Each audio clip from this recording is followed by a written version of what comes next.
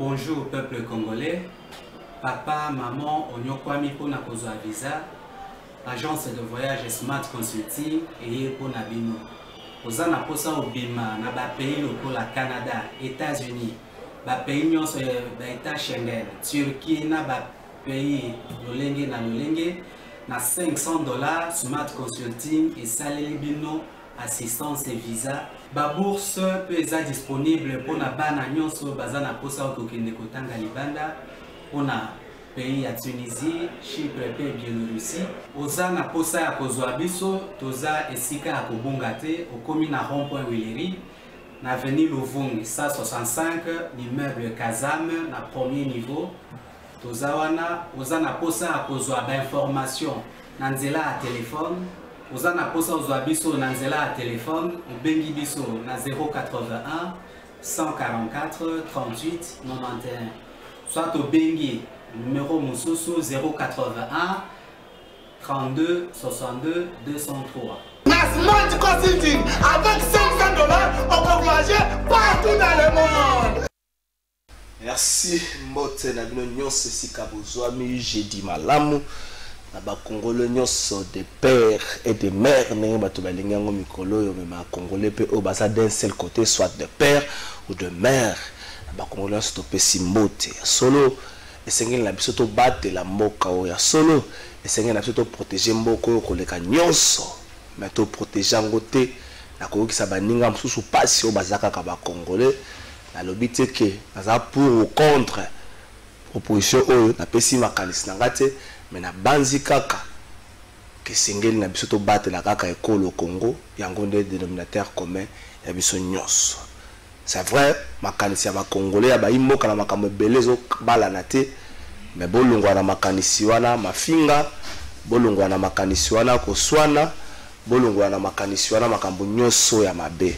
Poete soki to tie mafinga na koswana liboso tokotonga mboko te, tosala makasi totonga mboka ya malamu koleka mboka oyo ya lopi. Mbote na bino nyonso bande kosika bozwami balubi mikolo na kisasa eza na kwa moko depuis bafungoli nzela wana yango ndezo lobisa batu mingi bana maluvanga na pesi bino mbote na pesi bana Père Jean mbote na pesi bana Bibwa bana Kinshasa mobima na pesi bino mbote bandeko baza na Goma na pesi bino pe mbote.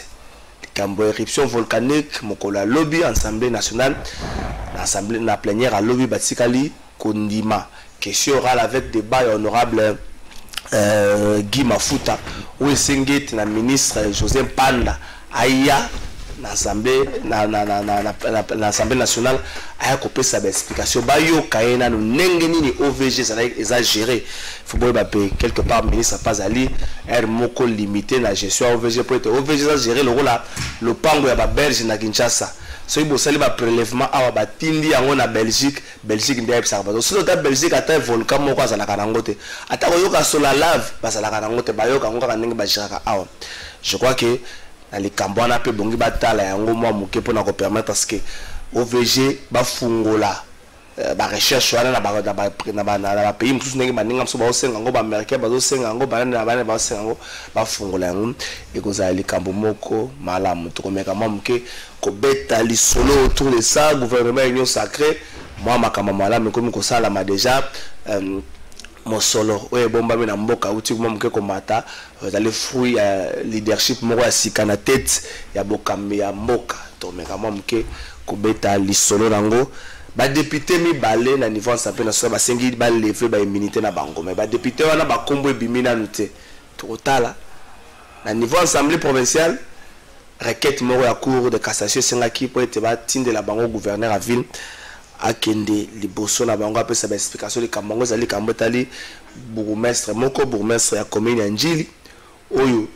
selon justice gouverneur alongola kaye yenge benete koto sabobe koli konti to pe mibeko ya mboka ndenge za kokamba ndenge sengi kokamba mboka yango wana nde basengwa muso bazolo bo eza déjà ça n'est fini pour lui mais ça non kana dossier moko de soins ezali ka likambo ya bourgmestre et tel tenir mais ba question peut-être ba député ko yana makambo nango mais na likambo wana ezali no kaka na niveau wana yango peut-être meko lobela ngo na mission na bisa mokolo mais mboka tozo ke nango wapi marche esalamaki lobi mokolo ya Lubumbashi bato mosusu batalisi soki ezali marche ya pro union sacrée baautorise ezwama facile tomonaki na Kinshasa bandeko ya Lamuka kote ya Fayulu Musi to basengi marche mpona bandeko ya Goma tomonaki biso nyonso ndenge nini esukaki na début ya semaine oyo tomonaki marche plutôt le week-end passé tomonaki marche oyo esengaki kaka mpona kosoutenir Vital Kamerhe marche yango ngauta kaka na enseignement tie esuka na rompe mola toyebi biso nyonso ndenge esukaki alors soki mpona nini soki ezali marche ya bandeko ya union sacrée esengeli batika bango batambola na ndenge ya kimia est-ce que ezali te installation ya pensée unique est-ce que na mboka na biso to connaître te recul ya démocratie tokomeka mwa moke ko réfléchir nango na émission na biso ya mokolo lelo na pas de réforme sur le plan social, de réforme économique. Est-ce que la République démocratique du Congo lelo oyo toujours tambola pour na kotombola nkita au-delà pour na kotombola makelele ya politique est-ce que toujours tambola pour na kotombola nkita les mes élèves belé na régime na moni ba groupe ba député benga ba député révolutionnaire ngala benga bango ba député oyo bazwa kité na gouvernement ti lelo basa likita na bango moko bazozela bazo ensemble na ba entreprise publique. Est-ce qu'il n'y a pas de Congolais compétents au entreprise publique parlement? Est-ce que le groupe de 500 personnes au constitué l'Assemblée nationale Bangonde ba meilleur Congolais dans le domaine nyos? Est-ce que Bangonde ba koki? Na niveau Assemblée nationale ba pesi biso déjà nini pour être bazwa nyos? Le bi basale balati ba chemise à pembe bakena ba chemise pas ba sérigraphe banini ba komi au biso boyo to soutenir l'état de siège pour soutenir à travers le parlement politique un peu la folklore wana ça vous avance à rien ils ont sunga mboko na l'autre côté na loba mingi te na soki wana conseil économique social ba avis oyo bino bo produire depuis bozala tina nango ezali nini bosali nango loko nini poète mosala bino bongi bosala répercussion na bongi mona na population conseil économique et social mosani bosala voter au côté mokola lobi session na bino tour mosani bosala mona mboka Timothée Lenoir azali moko ya invité na biso ya mokola lelo ndeko Timothée Lenoir mboka elengi bonio. Merci beaucoup pour l'invitation, on a très flatté et c'est très gentil de ta part. On est au Kanisinga, on a pesi évidemment mbote na batunya so bazolanda biso. Et mon co-débatteur de Konanga il y a Bokila Lokondo et Fapekato naebi que lelo toko panzanteke. Mais tout simplement je t'apprécie, bravo ta manière d'introduire, de faire des analyses. Donc vraiment veut dire qu'il faut le journaliste comme un politique parce que tu as tellement bien spécifié cas par cas la manière mais biso ba milâtre nous nous organisons pour tout marcher biso ba milâtre tous s'organiser d'ailleurs ngalo kwa nazaka conflictuel nazaka problématique ngani mna ozala initiateur ya loko wana ça va Gilbert Biladi ba Gilbert Biladi ba vie Chabani record biso tous ba milâtre ba dans Bombole oui que la famille chef de l'état ba milâtre ba papa Kengo papa Ndundu Bononge le 30 juin où ils a fête il y a indépendance mais marche pe ya ba milâtre biso bato union surtout ça ba couleur compliqué to kotambola parce que to komi ko mona que la manière dont font les choses c'est très compliqué parce que par rapport au contexte c'est un faux débat. Qu'est-ce qui vous gêne dans le Cambouana Bolim Saletanazoa Danou? Qu'est-ce qui vous gêne? Dossiers allés axés sur ma milâtre, ils ont protéger pour la nationalité. De trésor, on va réfléchir, on va élever les débats, on va mettre les gens à l'aise. Nous sommes dans un état démocratique. Le monde est mondialisé, le monde est globalisé. Le plus grand pays du monde a été dirigé pendant 8 ans par un Africain, les États-Unis.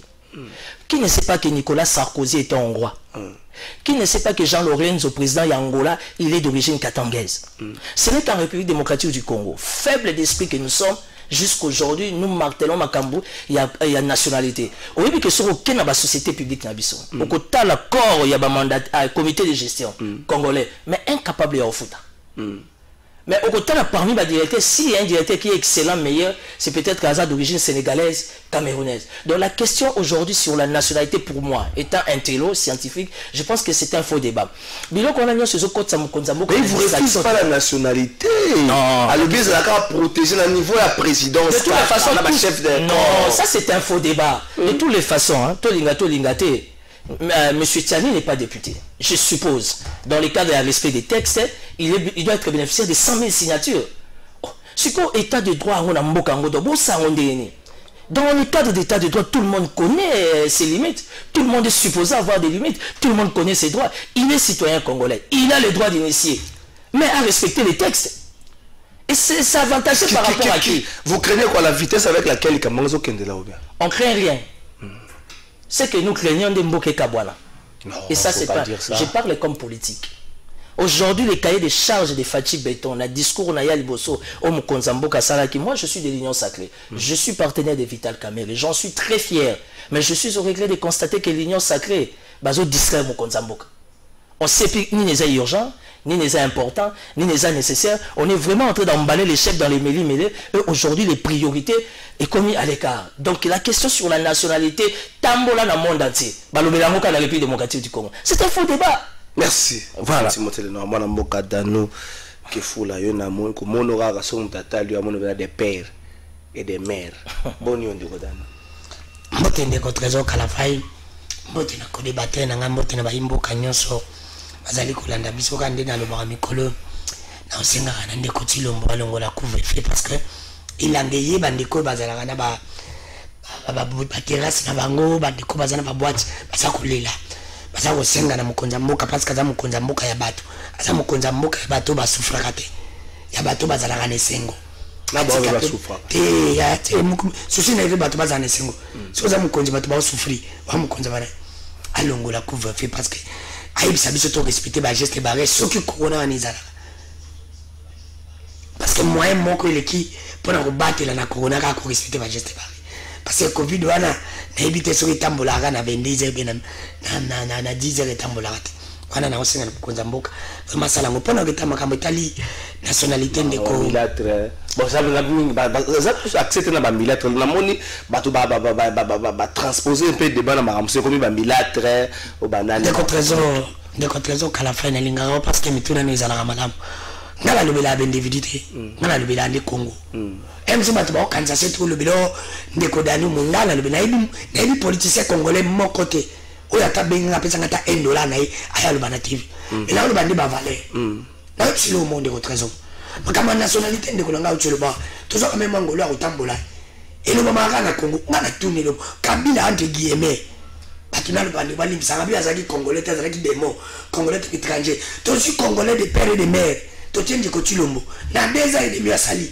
Na Kabila kutazabe il c'est congolais de père et de mère donc ba wana aujourd'hui ba oba to ba loba OK alors ba ka to loba na bitu le bike no Kabila saraka congolais te ngamna loba ko to batangambu bataka bio shinde batwande loba Kabila zaki congolais te mais tozi congolais to ebinda kuna bango to bi pasa kolela to ebina batwa betara ba obali to ebina ba classe atanga na be kola tanga na ba mina promotion tuti mais na 2 ans et demi asali na Kabila na imevu kutu Kabila yezero. Mais oui, toi aussi tu vas te baloba wangate. Tu vas taxer avec Moïse. Oh, congolais tembe. Nous sommes pas le zaïe. Tu vas pas na banga raté tout pas solo. Mais de comment j'ai razala qui gouverner. Na elle razala qui gouverner. Parce que pas gouverner nous à l'époque. Mais il y a tout congolais tant guillemets, n'a pas bien que le gouverner nous. Na la mutu ya côté mutu da bona tanga. Mais ça pas ça Moïse. Na au gouverner à terre pas la bidon. Mutabo ya ça le Congo problème. Ah, tikana otole ba mutu. Atwa ke bande ngati motele lo na ba Congo. Mutabo ya zate. Ah ça gouverne parce qu'à travailler du malade. Est-ce pas le ba peine? On dit que ça soit dans la Congo là ngabute. Mais ça la de trésor. Na écoute pour le moment de Congo. Ça va donc ça baisse au sommet à Congo, président na Congo dimana sur Mboka Zambala. Parce que ba konjama ya biso. Batie biso bazo sala nini. Ba besi bangwana bazo bomba OVG. Toi le bakala keno. Mukonza mboka te me batie ba DG na biso nyonso ba congolais. Et pays mo zo salima wana. Ba congolais de. Ba DG na biso entreprise. Ba congolais. Ko en pays me za na ba entreprise na biso. Wana to rubani. Ndiko nangeza kwa ni za makambo de on de ko de batena ngacho ba mon frère. Ngala Congo to tika mambo. Congo za na souffrance. No li tiani wana no tiani ngala tuna. Yeve to nka ba bi ga cho belge. Ba de batika ko sa biso. No tiani n'a pas d'argent. Moi je l'ai dit à haute voix. Bon, vous allez moi je l'ai dit la vérité, rien que la vérité. Vérité Noël Tchani n'a pas de moyens. Ceux qui m'ont la nationalité, et ça qu'on alimenté par Noël Tchani, il va qui m'a trouvé au Tindikaï. Sur la nappe de Bauti. Pour le bagage, c'est un moyen. Pour le bagage, c'est un moyen. Au trésor, bisous tous les journalistes, tout le monde est né les caca. Et moi, Timothée le nom à politique.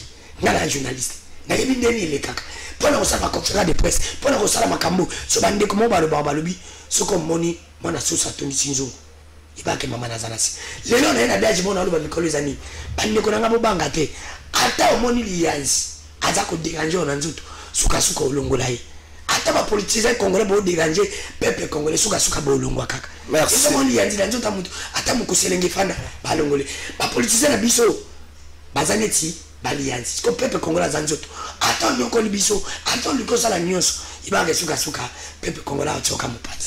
Merci Ndeko Dano. Je rappelle que Lika Manuel Tsané Souki na président de la République na ba chef de corps proportionnel les souka na niveau na ba niveau mususu mona mutu arosa la naye Mamadou Ndala ba singa zaki des pères maliens de mères congolaises mais Mamadou Ndala meilleur que Congo Mamadou Ndala pardon du contre pardon ni mukonza mboka yiwana ti amukonza bisa mboka bana na ile kwa bakomi utamula ka bakutana kutalakana bana bakonzi mwanzo kutana mona moya ya président américain babalani siko mwana wana papa na koko na zaki mukonze na mboko président tuko yebisanga te wala faut exemple ya bana oyo singa sunga yote Ndeko Dano ya bana oyo babotami pa Omar Bongo na mwana ya président Sassou donc faut passer exactement donc là on a enregistré autant d'éléments oyo ya bandeko ba député révolutionnaire nangi boyo ka ba député na motuna na otiki la bino est-ce que ba député ba sous na en fait il y a encore raison à continuer la politique na bango ba révolutionnaire zagi po bazwa quitter na gouvernement union sacrée sikoyo ba révolutionnaire faut batika la ba révolutionnaire po bazwa na niveau ba entreprise publique ou bien batika la ba révolutionnaire ba créer clic na bango monga sika po na politique na mboka na biso ba créer mingi ba clic donc na régime contre les mots tozonga tokoba na makanisi. Sinon sans relâche nos vaillants FRDC et toutes les forces de sécurité qui se battent nuit et jour au front pour rétablir la paix sur toute l'étendue du pays. Ils méritent donc un traitement humain. Nous prions les autorités militaires et policières nommées dans les provinces concernées de bien tenir compte de la primauté des droits et libertés fondamentaux de la personne humaine afin de le garantir pour assurer l'harmonie sociale et la collaboration de la population civile pour la réussite de la mission qui leur est confiée. Nous sommes conscients qu'une éruption volcanique est une catastrophe naturelle aux conséquences désastreuses. Nous compatissons avec toutes les victimes de ces phénomènes et encourageons le gouvernement de la République de tout mettre en œuvre pour rétablir en toute urgence les conditions de vie de ses compatriotes en détresse. Nous demandons au gouvernement de mettre le moyen nécessaire à la disposition de l'Observatoire volcanique de Goma pour assurer la surveillance volcanique préventive. Concernant les propos tenus par le président rwandais, nous affirmons que la République démocratique du Congo est fière de son digne fils, le docteur Denis Mukwege, pour qui nous demandons non seulement à l'Afrique, mais aussi au monde entier de les traiter avec dignité et considération. Car le prix Nobel de la paix lui décerné n'est nullement le fait d'un hasard, mais plutôt le fruit de son travail de titan abattu sur terrain. Nous lançons un appel patriotique à tous les Congolais qui sont de mèche avec les forces négatives de renoncer à leur plan de déstabilisation avant que la force du pouvoir public se rabatte sur eux. Demandons à tous les Congolais de se mobiliser comme un seul homme derrière le président de la République, en soutenant l'état de siège et en encourageant nos FRDC afin que la paix revienne définitivement. Gage de... Avant de déclarer clos cette session budgétaire, le président du Conseil économique et social est revenu sur les matières ayant fait l'objet de cette session.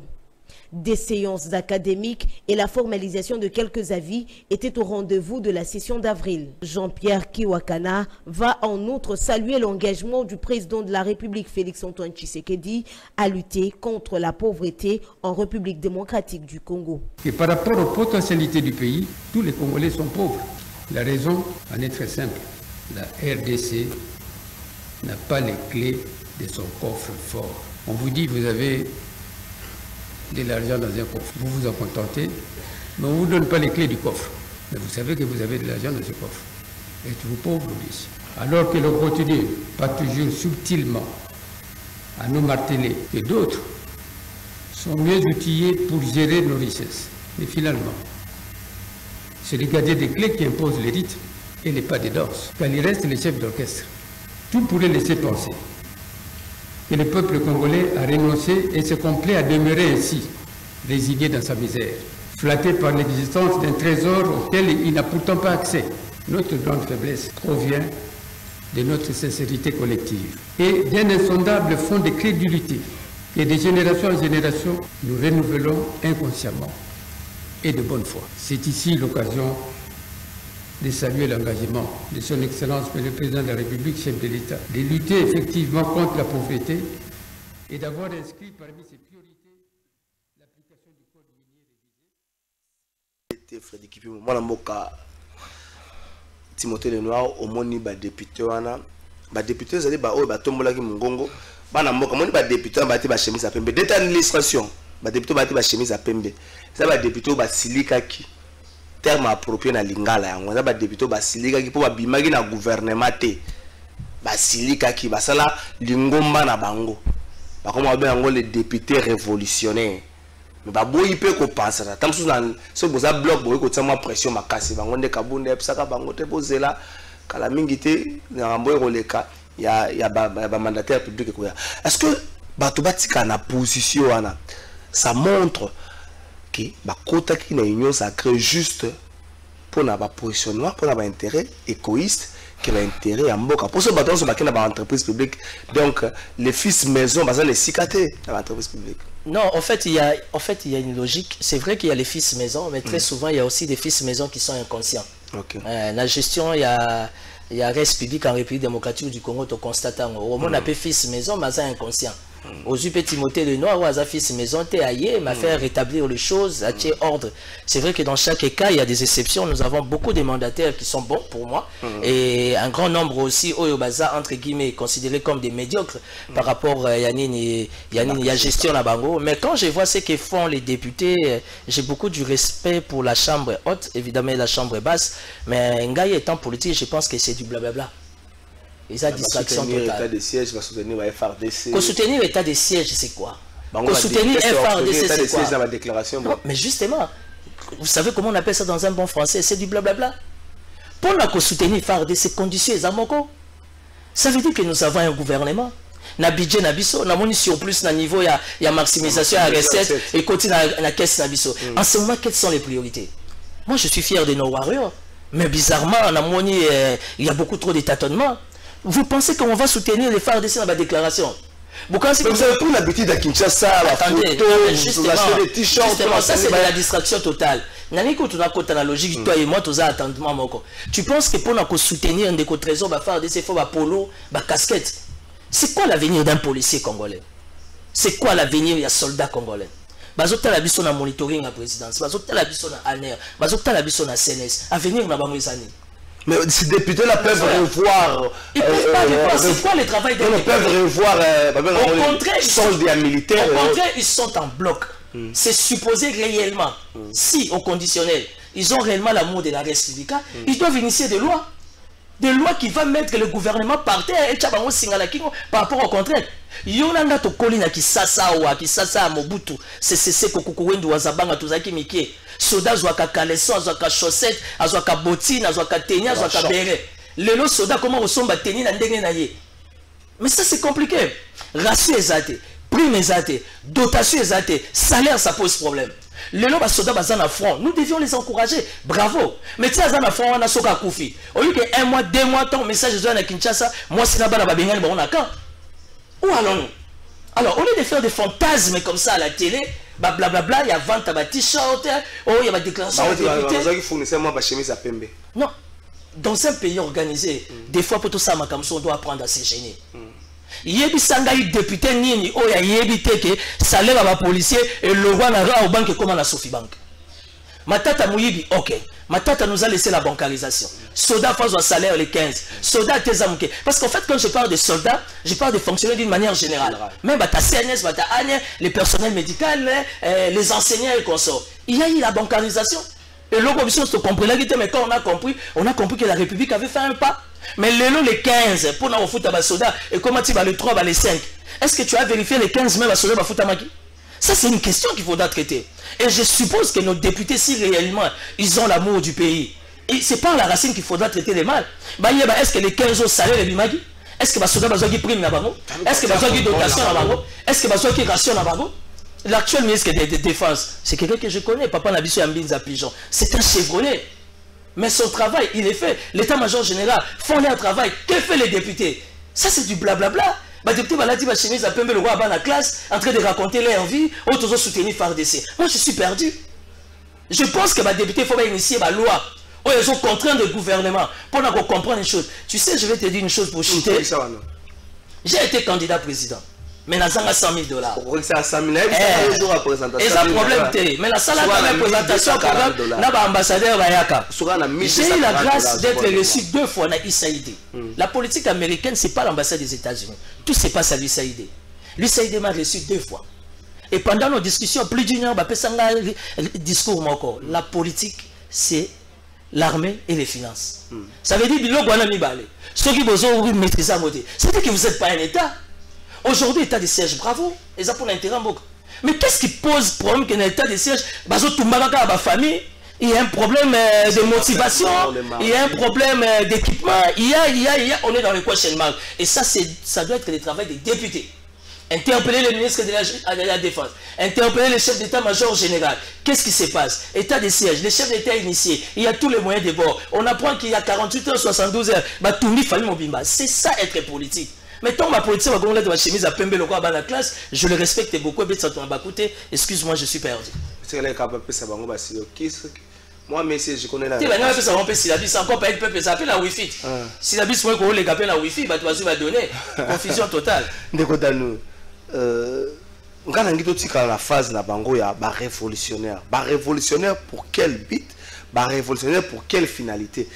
Ezaka te bazanga ki na kozana gouvernement bazwa ki te terme bongo to balakisa bazwa ki te na kati ya gouvernement ne bongo batika na nini wana bakoma koya osala ba déclaration pour soutenir ba FRDC. Ndeko trésor kala faille médecine motuna na yo kandela zoloba. Ce pays n'a pas de chance. Franchement, ce pays n'a pas de chance. Comment on a déjà ba député national bazinga na mituni ba ba soutenir FRDC ndela landi bango. Ndeko trésor bige mboko to banda soutenir Congo avant même et autres on a bengi démon et démon ça n'a pouvoir Kabila. Non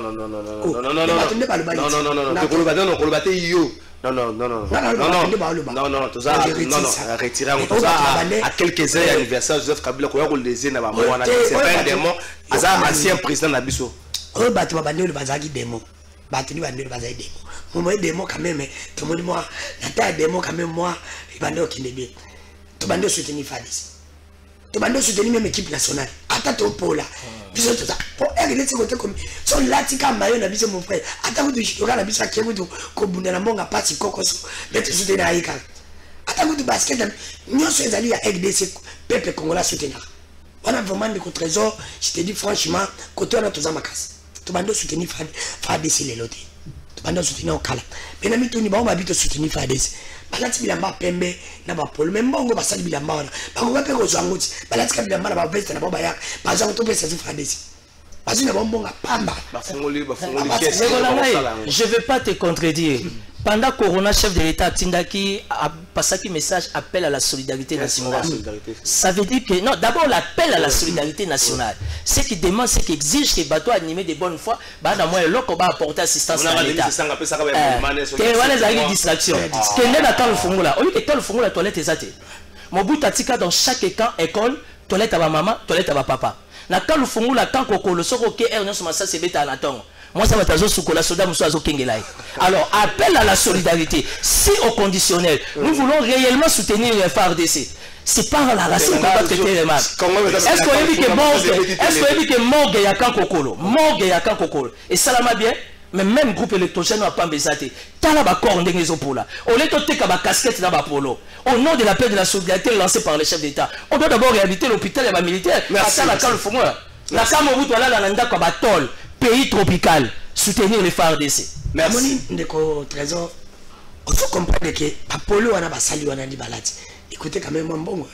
Pour les niveaux $3. 3 de coco.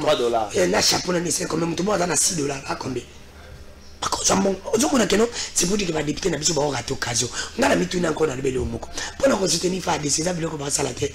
Pas un débat, nous sommes pas ça la balou. Pas ça la balou à ma lame pour la soda. ça va lui malam pour dire parce que les malam parce que qu'on soutenir FARDC ça pas un salaire malam rapport na yango wana alors ben le monsieur ça auto soutenir FARDC on se ba na yona ndiko na bobi entrée de jeu mbongo coach ma muketo monument moi budget ça je va bien match c'est pas kama mbongo wana bati na ba sécurité sinon la sécurité mon frère manière générale c'est le cas le baku tout pour ma vie priorité yango les priorité pour protéger la musique guerre ici là mais parce que mbongo na news on comment mbongo na ko pas voyage on comment mbongo na ko peuple congolais ko bénéficier ni l'autre côté na mbongo pour na mbongo na mbongo mata na mbongo ekita to biso to bénéficier kana pas sur bandu mata pour ne pas se bâtir en tout monde elle mbongo mata pas se matiti il on se mata et on est au senti na peuple elle mbongo mata kana na kendo na économie yango tout monde a voté na marché. C'est pour te dire qu'il y a des trésors pour nous soutenir FARDC. Je te dis banda kala to banda même pour la prière. On a marqué où t'as papa maman c'est banda kazo 100 000 années ça va le banay. C'est tout ça la kangwa alors mukonza mboka na ba député toujours ba député. Nous ça na bango za kutanga biso ba papier té. Nous ça na bango za ko sala ba loi. Le kana ba biki bango nende olanga tsheba. Soda nani akolo bakeno. Ai tele ba soda. C'est le député nani akolo bakeno. Ai bisala ba soda na biso. Merci. Attends, moi, je ne pas salaire bien. Merci, M. Kodal. Je ne salaire bien. Bango basala ba loi o ekosala keno. Basona na biso ba koma basala be. Tala musala so de pesa mtu posa. Mtu ba fandi batali sanse yake la koma na soda. Faut pas saler le mot que musala soda et comme musala mo ya posa. Ne ba bazo ka posa to comme député. Merci.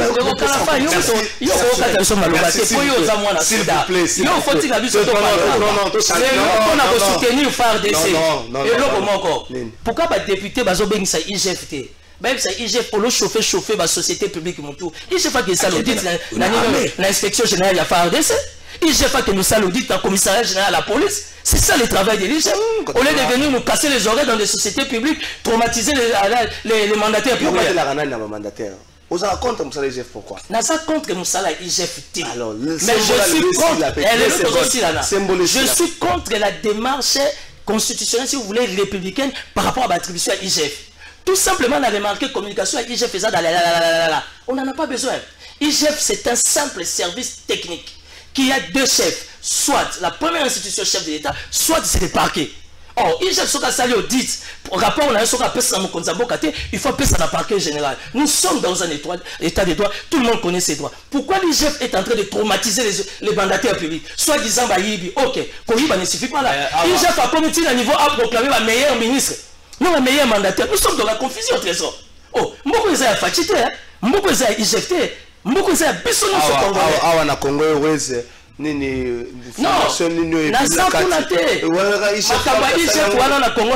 c'est bon. Là n'est pas la question. La question c'est les preuves. Et là, les autres mambo quand la biso preuve exacte. Trésor qu'à la fin, ça la gaza mouyibi. Ayem tazote que blanc na Congo Ouest. Où sont les preuves? Nous sommes dans quatre principes à Vital Kamé, pièce contre pièce. Et là, les autres IGF preuve et choses à la tête. Nous voulons que l'IGF fasse ça. On a parquet. Bon, on peut voir la télévision. Mais à ce moment-là, on a TV pour elle. L'IGF ne peut pas parler. Tu veux me dire qu'avant celui qui est là, et puis une information, vous ne savez pas que la plupart des inspecteurs généraux aux finances sont des mandataires. Vous voyez pas noter? Mais ça va mandataire. Est-ce qu'il y a dit que tous les documents là, peuple congolais tous les il y a une ordonnance signée. Oh, il j'ai fait récupérer 10%. Ah, Mbokeleng à suivre. Depuis j'ai fait les ya, mon atam sala monter sala. Ah, yo kana bisté.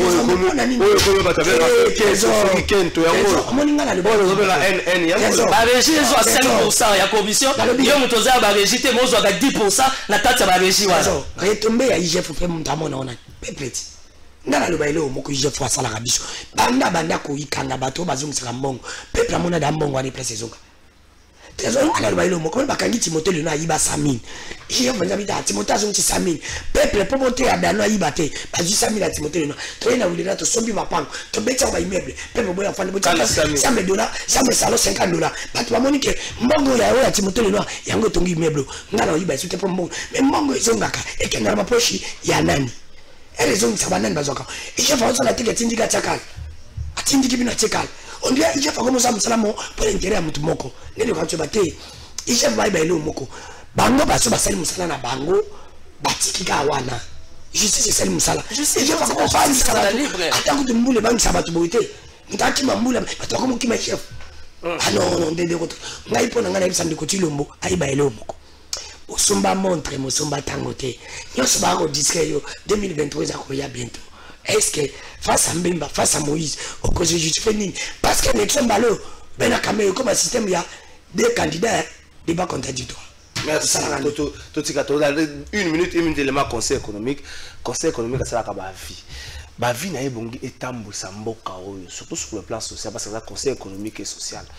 Depuis le conseil économique qui existe, aussi bien à avis moko ou na conseil économique et puis c'est la répercussion. La démarche na Steve Mbika au senga kutu ba neba kanga ba sensa. Na senga Steve Mbika neba kanga sensa ba kanga na ba conseil économique. Il pas à la gare. Oh. Azana ministre, azana vice ministre mo na gouvernement. Parti n'a été. De toutes les façons, ministre et vice-ministre impact dans la République exacte. Comment tu appelles ça, le conseil économique social? En fait, moi je suis quelqu'un de pragmatique, je suis quelqu'un de rationnel. Nous avons besoin de la structure à Bongo, nous avons besoin des institutions comme ça, enfin de tailler sur mesure la taille, forme et la gestion beaucoup meilleure pour l'intérêt à Mboka. Mais comme tu as dit là, depuis qu'ils ont existé et initié Nini, c'est ça. Il faut tout le monde à Bango sur terrain, bah se rendre utile. Tout en n'est pas comme à base de l'inspection générale à finance et à automatiser, mais réellement dans leurs attributions. Moi je suis pas contre, moi je suis un politique, je ne peux qu'encourager une telle démarche, surtout que les démarches sont encore républicaines, mais sur terrain, toujours sentir interactivité dans la bangote, effectivité dans la bangote.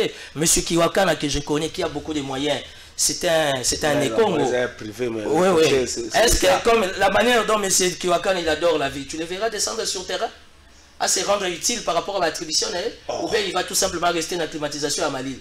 Parce que nous voulons que les conseils économiques et sociaux, oui, mais jusque-là, interactivité dans Goawa, pour la bonne marche à Mboka, on sent pas ça, on vit pas ça, on sera là. C'est vrai, et ça va surplus, mais par rapport au contexte, ils ont quand même très capital, mais tout sentir quand même utilité dans le sur terrain. Alors, député au ministre Tanguy Komboana, lui il estime que non, il faut pas non, lui je peux juste le prodiguer un conseil, il peut rester hors G, et ça va bien. Et à mon avis, il faut rappeler hors G, ça rappelle bien. C'est ça la grandeur d'un homme. Ça va.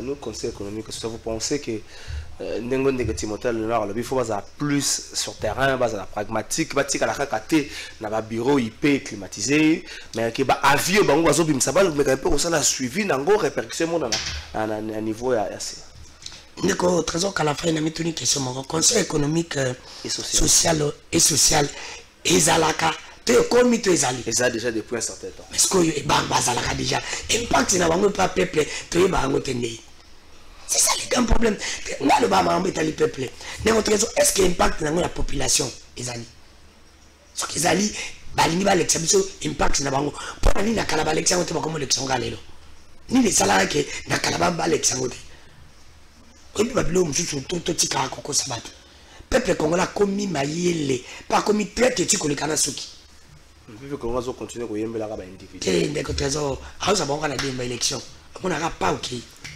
obeti waniko oleki ozonga soki c'est pour te dire que ndeko trésor est-ce que soki bande ko ndinde ko libaté na ngotsuliba soki malamu mais il faut zala tout le monde a souterrain ba kita souterrain ba yo ça msala ko tungala ko soutenir bango par rapport na ko soutenir bango ko ba vie na ba par rapport à IGF bango to quand même ni na comparer bango to ko tcha bango par rapport à IGF bino ko ça problème na IGF mais na c'est ma morceauté moi bino lecture na bino pour na IGF na malamu lecture na peut-être za malamu te depuis ba mata o ba tcha bango ba to ba tcha bango levi ba jimba mais impact direct na ngo zate na sur la peuple parce que non, c'est un impact direct. Il y a maintenant des gens qui ont été et qui s'est mis en la caisse à l'État. Pas moi, mais on peut pas direct à IGF.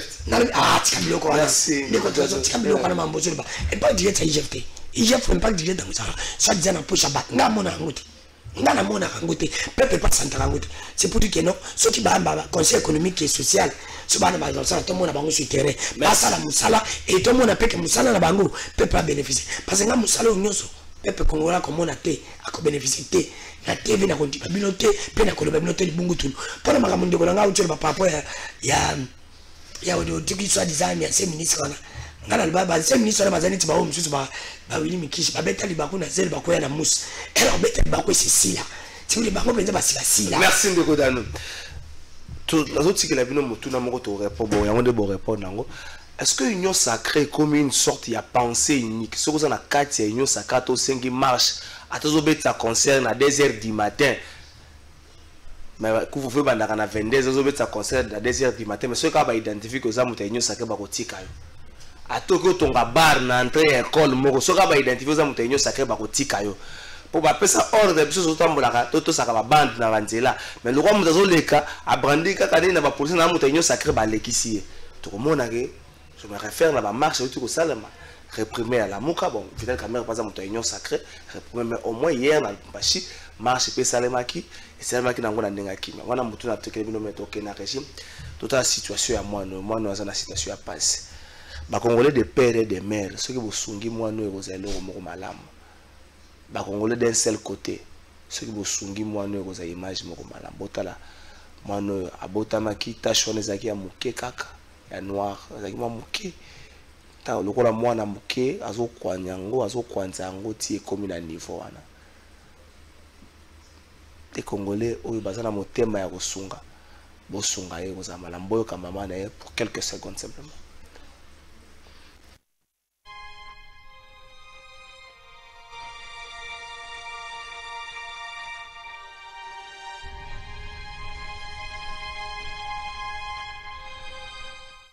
Maman Eliane, la zone tout ça m'a mis pour na moi na ma chance. Des fois bote mana malade, eux autres tout ça, possibilité zate, ok na aucun hôpital. Baye baso eza maladie, bongo zate. Bosunga ngai pena so botiki nga donc mao. Bosunga pour moi na azwa ki. Abota maka ezalaka mwini. Deka kokwa lembola, nzo ezede malade ninga zokola, esa ke mukusa, zo kwanza ezovimba. Azo kwanje zo vimba tie comme na niveau bon vous êtes meka na ba prière mbongo au hôpital ezati.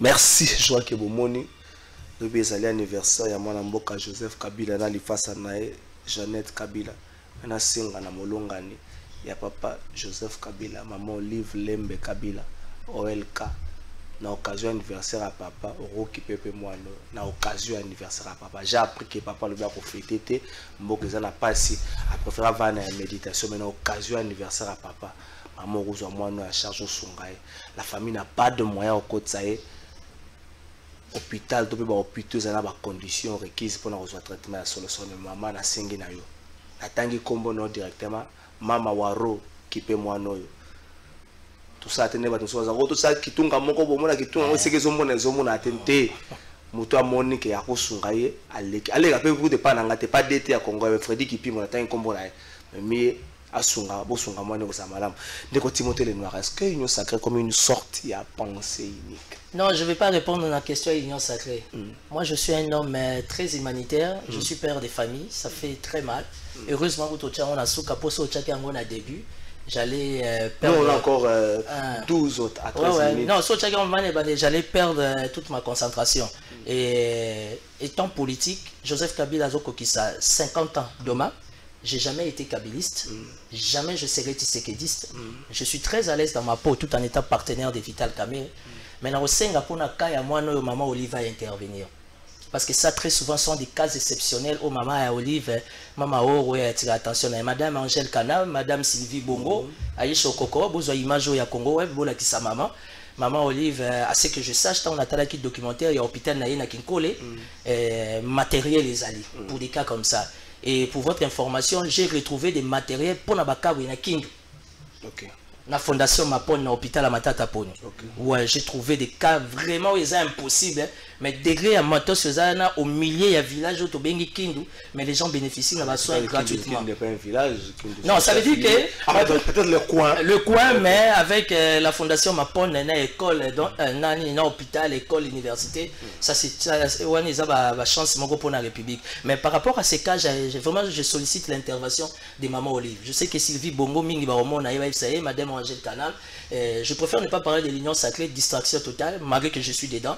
Je préfère encore. Total parce qu'on s'est retrouvé parce que aux en a posté mon côté de aux atabako comme ça aux gens qui ta bourgmestre à Kinshasa c'est pas mon niveau ça c'est pas mon niveau je suis partenaire privilégié privé personnel de Vital Kamerhe Vital Kamerhe emprisonné mais il a 5 ministères Vital Kamerhe emprisonné Tango deuxième warrior mandataire j'y serai il y a le troisième warrior le corps diplomatique je mène pas mon combat par rapport à Moyena on va tout soumettre au ça politique nanzala mais moi je suis fils à maman avantage dans un donc on peut vivre parce qu'il faut garder une image et le réseau de ma politique tous autres Tanzala affamés qui sont là alors allez-y comprendre peut-être Tanzala oyo bazana passion bazana vision donc exclure bango te je défends mon cas pour yo lingo kundanga pété ngai union sacrée j'en parle pas je préfère qu'on sauve cette vie ou encore sauve un collaborateur docteur Denis Mukwege ba moni image Congo web très suivi même à l'étranger on peut sauver cette vie. C'est une femme, si et qu'ils ont le bénéfice minime pour la République. Donc je préférais encore sauver une vie qui parlait de l'union sacrée. Oh, je suis dedans, mais je préfère garder mon calme. Merci. L'union sacrée, c'est comme une sorte de pensée unique. Sur ça, l'union sacrée, à tout ça, bêtises concerne à des heures, il faut bâtir Kayoka. Mais sur ça, au conseil, comme à 20 heures, il faut au kata.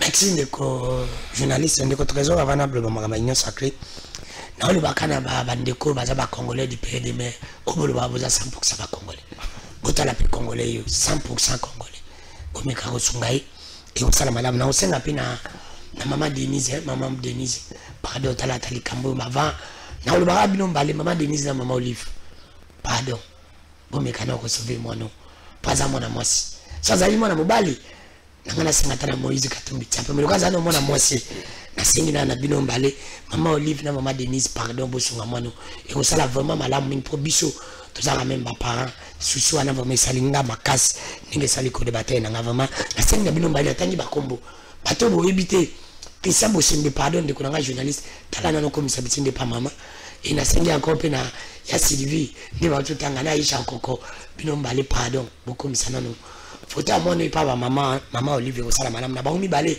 oyo amona mutalibo sasunga mwana pona inyo sacré ndeko prezo kala fai na mituni inyo sacré ngwana bana izali so inyo sacré ngana benga ngo sale pe pour bénéficier ni le mote mbongo yango ekole mbongani oyo zo mais va pesa farde mais pas on va pesa masoda bon ça c'est albi na kwaje yo on a le droit malamu te na inyo trésor na lobi c'est qui se consomment c'est nos clairement et les mots pour le dire ça coule c'est comme si de l'eau qui coule fadi c'est biso baluki to kambonga mabe kesa solidarité to tsali pona ba balongo la kesa na babuka bazo kambonga na bapesi l'état doit s'assumer l'état s'assumer parce que ceux qui les mutu nyonso atsepe nango c'est ça mutu nyonso atsepe nango to basi ma mona to bazo kambonga ba tsakuna c'est pona biso za mo simple na mitu ni keso nyonso sacré wana amoni nyonso sacré wana ezelo ko moko bentele nango pour bénéficier ni l'autre bali nyo eza union de compte à rendre oui kala ndeko kamere yo azala ka ba uto sa marchat bango batanyo sacré yo na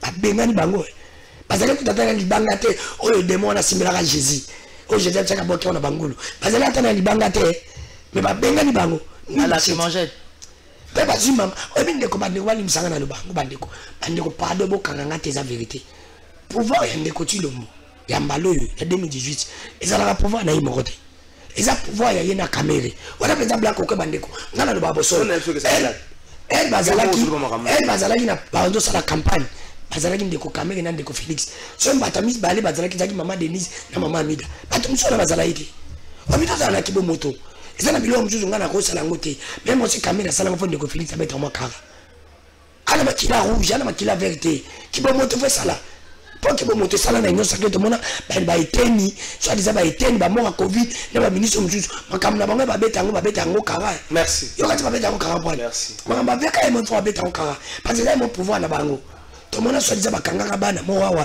na butu na ba nini na ba konani na le général Kasongo ba lekiza ba fanda ka près ka covid ya nini ya couvre-feu mais batika ba point pour entre guillemets bana banene bazala elle makam juju faut ba betango kara parce que yango état de droit soki ezali to ekozala to ekomi ezala pour mutu nyonso pour ngati lelo debi que toi déjà na Congo comité et kokoma pour ndeko tino bako bongisa ni no mbuka pour azano na tame pour nanu abongisi no mbuka merci beaucoup kina ko bongisa est-ce que Union Sacrée ko sa ministre moko José Mpanda vous allez inviter dans le Parlement de Camboyatali, Observatoire volcanologique à Goma, où il y a des révélations moins un peu troublantes.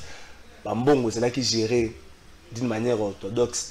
Bambongo Bima, au vers $1,200 pour la connexion annuelle.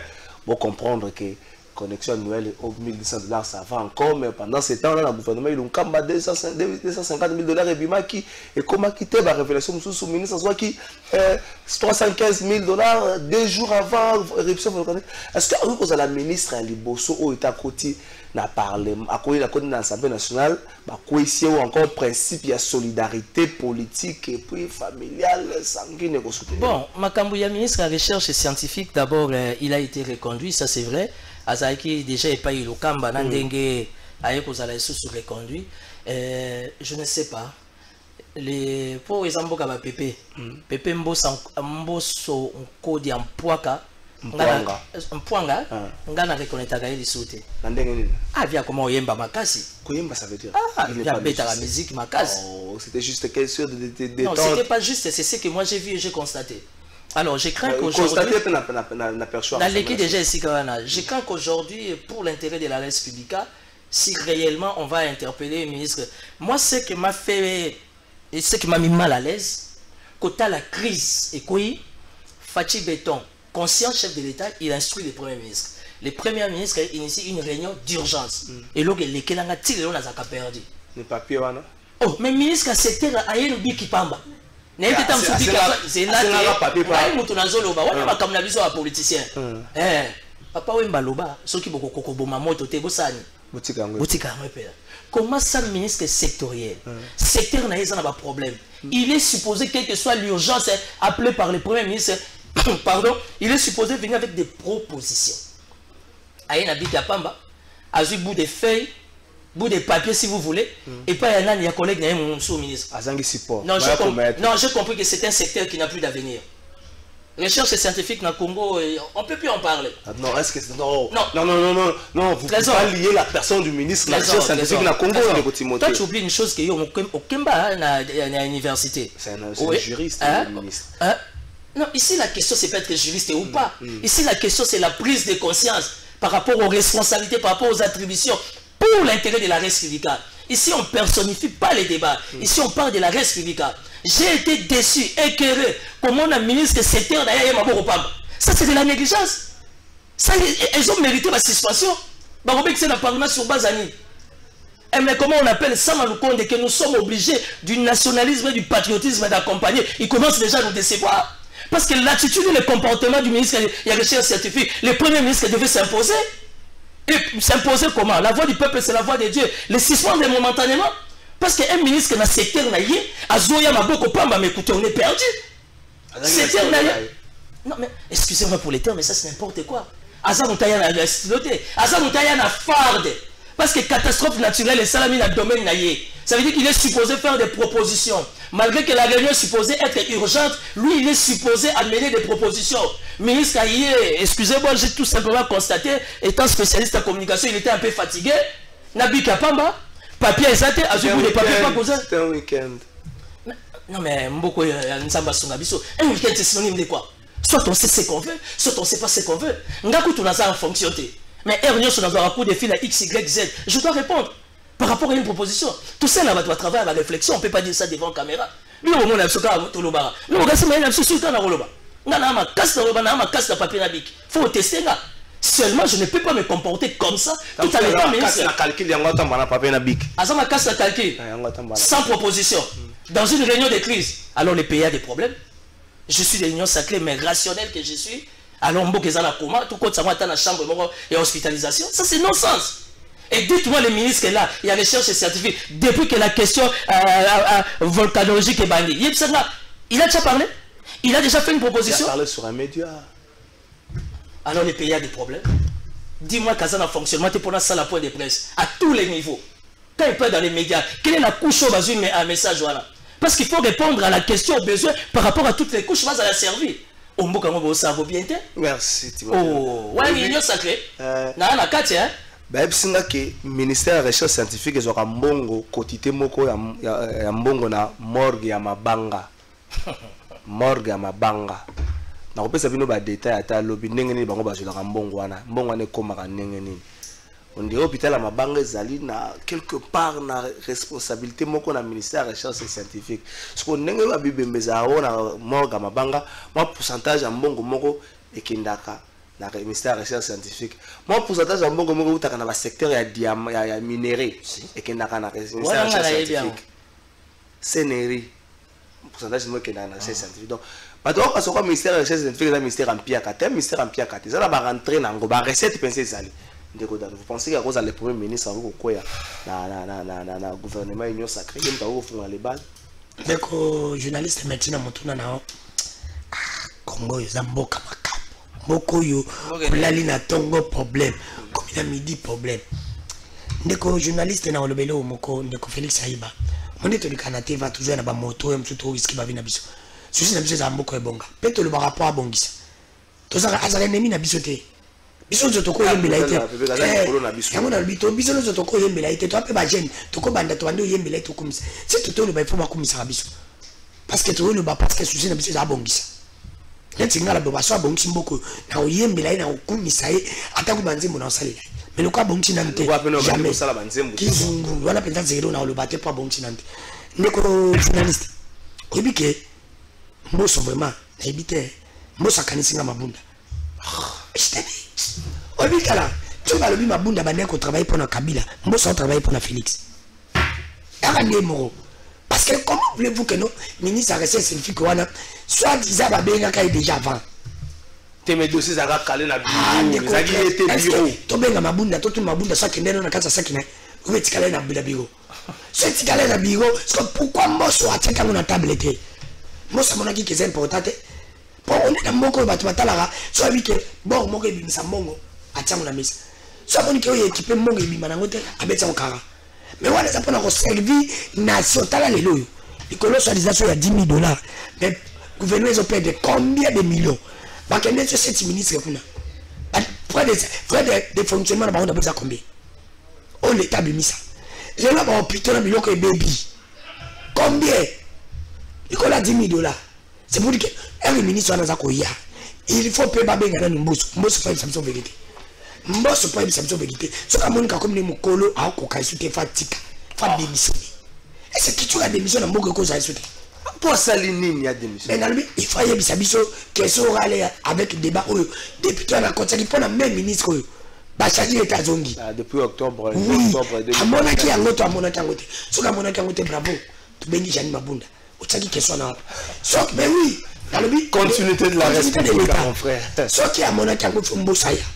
Parce que comme si Mbosso, le gars Mabunda bandé soit disant qu'on bloquait le Mbosso pas bloquer le parce que ça n'a pas des contre. Et là quand il y a monté mal lui, on va me coller mal lui.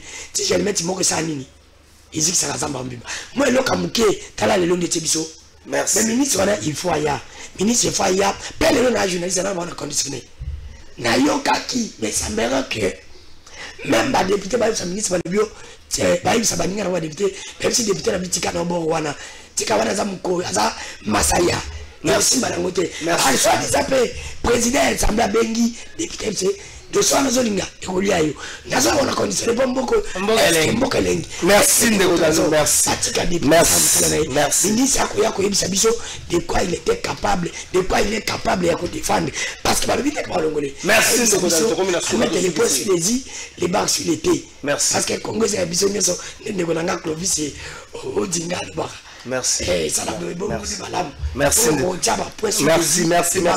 Merci Ndeko Junior Ngebi Ram bakata te Ndeko Junior Ngebi Ram bakata te balongola kande mesure ya ko bloquer basim Ram ezo continuer futa taxe na ya Ram connexion tant surtout bon Ram ba ko orientango na OVG zanga connexion mais est OVG za lokola lopango ya ba Belgique na Congo ba professeur ba so ba na OVG ba ça après le fond batine na Belgique pourtant na Belgique ata volcan ba nangote ata solo ya lave ba yebité et pourtant bande ko belé ba payer belé ba américain ba chinois ba zo senga ba japonais ba senga ba fungola empêcha wana bazaka na droit accès pour la recherche wana mais jusque là ba belge ba kangango comme le roi eloko na bango moko émission de le 6 merci Timothée de Loire merci Ndeko Dano Kefula. Merci Ndeko Trésor. Merci beaucoup. To sugisa na souhaiter bon anniversaire na Ndeko Nangai Eli Okese bon anniversaire na yo mokolo na yo botami un jour avant Joseph Kabila le ko za Joseph Kabila ko 50 ans Eli Okese c'est là mokolo na yo